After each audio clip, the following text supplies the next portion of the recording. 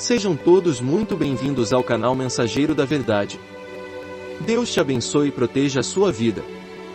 Se inscrevam, acompanhem o nosso trabalho e compartilhem a verdade com o próximo. Romanos 8.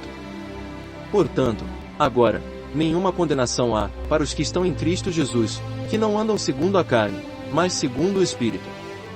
Porque a lei do Espírito de vida, em Cristo Jesus, me livrou da lei do pecado e da morte. Porquanto, o que era impossível à lei, visto como estava enferma pela carne, Deus, enviando o seu Filho em semelhança da carne do pecado, pelo pecado condenou o pecado na carne. Para que a justiça da lei se cumprisse em nós, que não andamos segundo a carne, mas segundo o Espírito.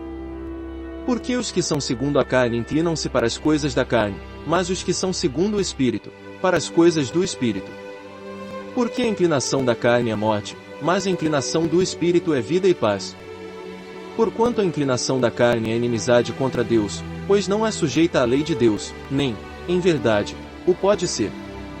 Portanto, os que estão na carne não podem agradar a Deus. Vós, porém, não estáis na carne, mas no Espírito, se é que o Espírito de Deus habita em vós. Mas, se alguém não tem o Espírito de Cristo, esse tal não é dele.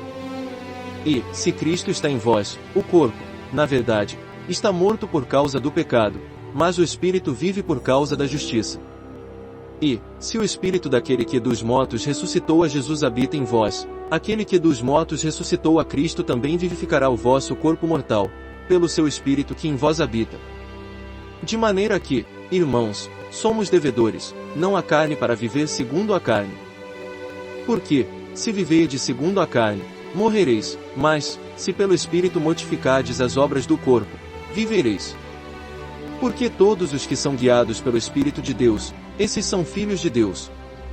Porque não recebestes o espírito de escravidão, para, outra vez, estardes em temor, mas recebestes o espírito de adoção de filhos, pelo qual clamamos, Abba, Pai. O mesmo Espírito testifica com o nosso espírito que somos filhos de Deus. E, se nós somos filhos, somos, logo, herdeiros também, herdeiros de Deus e co-herdeiros de Cristo, se é certo que com Ele padecemos, para que também com Ele sejamos glorificados. Porque para mim tenho por certo que as aflições deste tempo presente não são para comparar com a glória que em nós há de ser revelada. Porque a ardente expectação da criatura espera a manifestação dos filhos de Deus. Porque a criação ficou sujeita à vaidade, não por sua vontade, mas por causa do que a sujeitou. Na esperança de que também a mesma criatura será libertada da servidão da corrupção, para a liberdade da glória dos filhos de Deus. Porque sabemos que toda a criação geme e está juntamente com dores de parto até agora. E não só ela, mas nós mesmos, que temos as primícias do Espírito, também gememos em nós mesmos, esperando a adoção, a saber, a redenção do nosso corpo. Porque, em esperança, somos salvos. Ora, a esperança que se vê não é esperança, porque o que alguém vê, como esperará? Mas, se esperamos o que não vemos, com paciência o esperamos. E da mesma maneira também o Espírito ajuda as nossas fraquezas, porque não sabemos o que havemos de pedir como convém, mas o mesmo Espírito intercede por nós com gemidos inexprimíveis. E aquele que examina os corações sabe qual é a intenção do Espírito, e é ele que segundo Deus intercede pelos santos. E sabemos que todas as coisas contribuem juntamente para o bem daqueles que amam a Deus, daqueles que são chamados por seu decreto. Porque os que dantes conheceu, também os predestinou para serem conformes à imagem de seu Filho, a fim de que ele seja o primogênito entre muitos irmãos.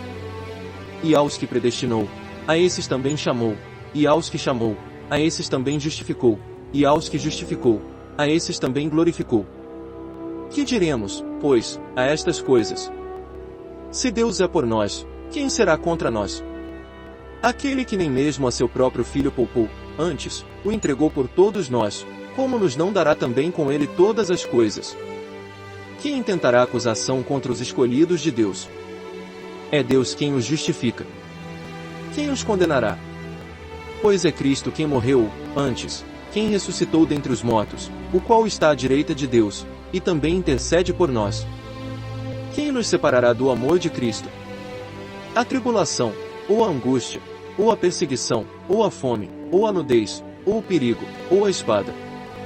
Como está escrito, Por amor de ti somos entregues à morte todo dia, fomos reputados como ovelhas para o matadouro.